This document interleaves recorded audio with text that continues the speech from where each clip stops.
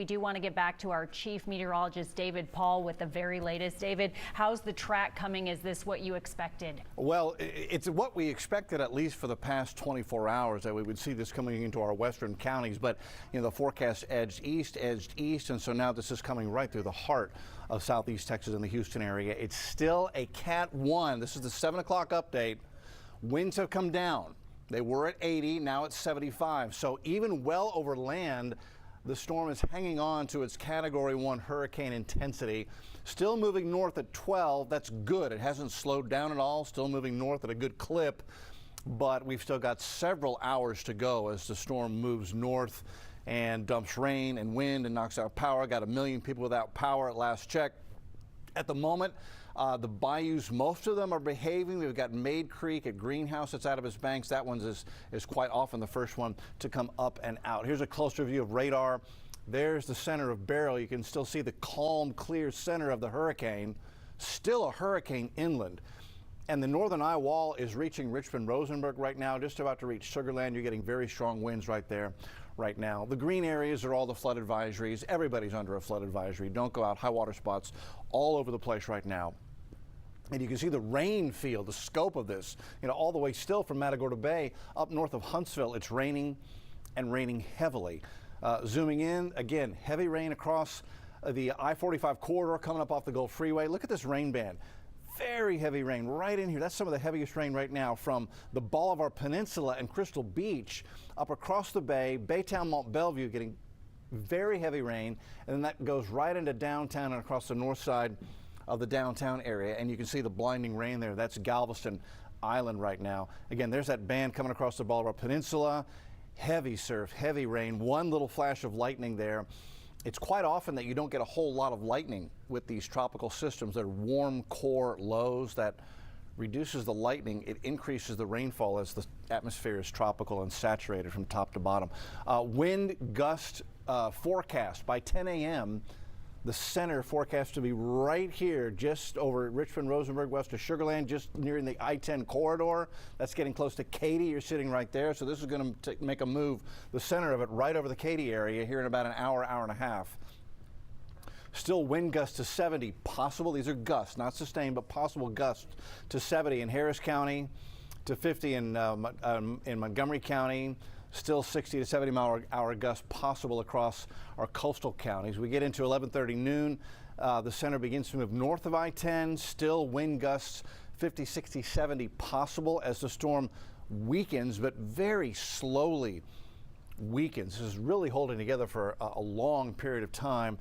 There's the center. By the time we get to 2 in the afternoon, nearing the Huntsville area, maybe just west of Lake Conroe, and you can still see gusts of 40 and 50 across our northern counties by 2 in the afternoon as the storm lifts north and finally begins to wind down as we head into 3, 4 o'clock. This will end, but really not completely until after 3, 4 o'clock as it lifts up and out of the official southeast Texas area. These are wind gusts during the past half an hour.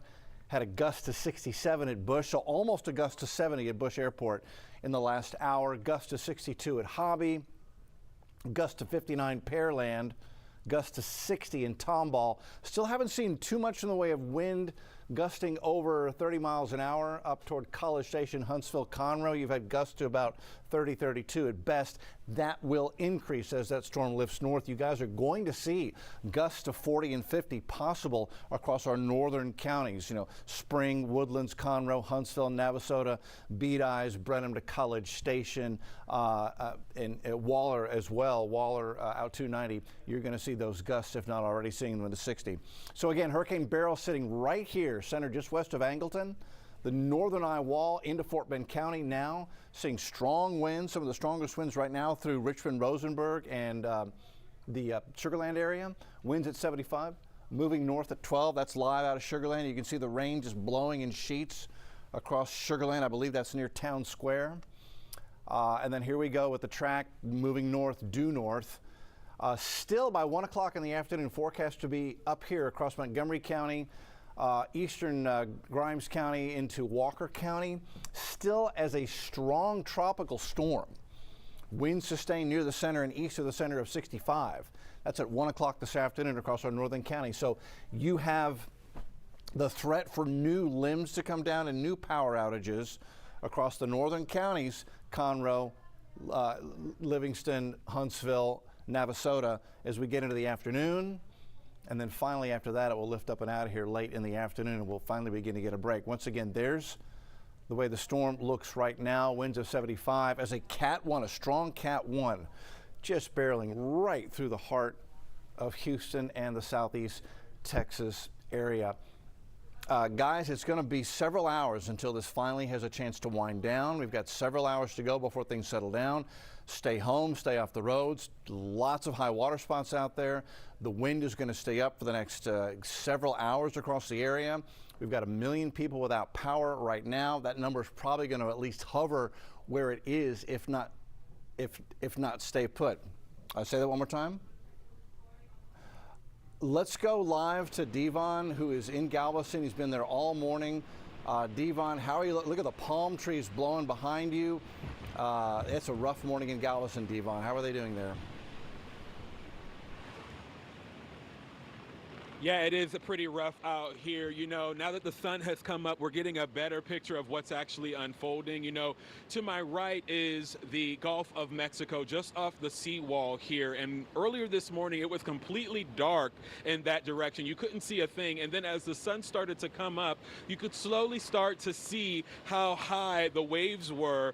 They were reaching roughly 23 feet, according to the National Hurricane Center. But now, as we look out at the ocean from here, you can't see a thing. It is completely grayed out by the wind and rain that is pushing in off of the Gulf of Mexico right now. And as you pointed out, yes, you can see how strong the winds are here behind me, with just how the palm trees here are just swaying back and forth here in this weather. You can also see there's some debris here that is flying around on the ground here that has been pushed around by some of those strong winds. And there is still power outages that are being reported here on Galveston Island. I know that our hotel here, the San Luis Resort rather, is still without power. There are still some street lights that still are active. We've been seeing the Galveston police that have been patrolling this area, making sure things are good. As of right now, we haven't heard of any reports of there being any sort of issues with folks that have been out here trying to take in the sites, but authorities are asking people not to be out here, to just stay hunkered down wherever they are as this thing pushes through. That's the latest from Galveston Island here as we hunker down outside the San Luis Resort. We'll send it back to you guys in the studio. Galveston County certainly prepared for this. They had protocol in place. We spoke with the judge earlier, and we will continue to check in on Devon Rahming and see what the latest conditions The are. hurricane made landfall over 3 hours ago. It's affecting in one way or another the entire Houston area, the entire area. And some people, it's affecting more than others. We're talking about over 1 million people now that don't have power. Grace White is monitoring conditions with that. Grace. Good morning, Ron and Steph. We just crossed the 1 million mark. I want to show you the latest numbers, and as we do that, I'll refresh it just to make sure it hasn't changed again on us. In just the last few minutes, we saw the number of CenterPoint customers affected here make it to 1.1 million. These are people who are waking up this morning in the dark without power. We know that's incredibly frustrating. I want to show you some of CenterPoint's teams. These are some of their social posts that they have. Obviously, crews in place that are monitoring these power outages as they happen. We have had them tell us that they've pre-positioned crews throughout the Houston area to prepare for this moment, and they will be working throughout the day on restoring power. But as I take you back to these live numbers, it's just incredible now to see 1.1 million customers impacted. And again this morning, waking up in the dark with lights out, incredibly frustrating for people dealing with this during the storm. Kim.